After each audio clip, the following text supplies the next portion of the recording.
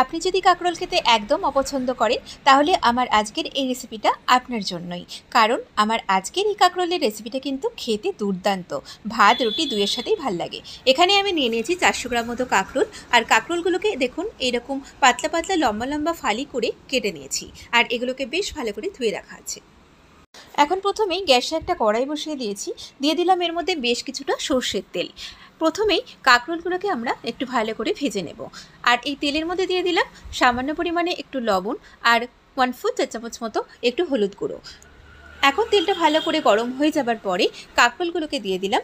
এখন এই কাঁকরোলটাকে আমাদের একটু ঢাকা দিয়ে ভালো করে একটু ভেজে নিতে হবে। তবে দেখবেন পুরোপুরি যাতে ভাজতে ভাজতে গলে না যায়, যাতে অন্তত 60 থেকে 70% মতো আমাদের সেদ্ধ হয়ে যায়, সেরকমভাবে এগুলোকে ফ্রাই করে নিতে হবে। দেখুন আমাদের কাঁকরোলটা ভাজা হয়ে গেছে। এখন কড়াইতে তেলের মধ্যে দিয়ে দিলাম 1/4 চা চামচ মতো কালো জিরে, দিয়ে দিচ্ছি এর মধ্যে দুটো মিডিয়াম সাইজের কুচানো পেঁয়াজটাকে একটু হালকা করে ভেজে নিলাম। পেঁয়াজটা ভাজা হয়ে যাবার পরে দিয়ে দিলাম এর মধ্যে 6 থেকে 7 কোয়া মতো রসুন কুচি, 1/2 চা চামচ মতো গ্রেট করা আদা আর 3টে থেকে 4টে কাঁচা লঙ্কা। এখন এগুলোকে সব একসাথে ভালো করে ভেজে নিচ্ছি। এবারে এর মধ্যে দিয়ে দিলাম একটা মিডিয়াম সাইজের টমেটো। এখন এই সব সবজি ভালো করে আমি একটু ভেজে নিচ্ছি। সবজিগুলো ভাজা হয়ে যাবার পরে দিয়ে দিলাম এর মধ্যে বেশ কিছুটা স্বাদ মতো লবণ। এখন আবারও এটাকে ভালো করে মিক্স করে নিলাম। এবারে এর মধ্যে দিয়ে দিলাম হলুদ গুঁড়ো আর সামান্য রেড চিলি পাউডার।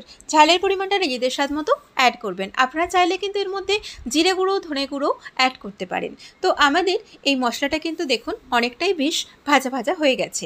এবারে এর মধ্যে দিয়ে দিচ্ছি এই ভেজে রাখা কাঁকরোল। এখন আবারও সব একসাথে মিক্সড করে নিচ্ছি, আর এটাকে আমি বেশ কিছুক্ষণের জন্য আঁচটাকে একদম কমিয়ে দিয়ে ঢেকে দিচ্ছি।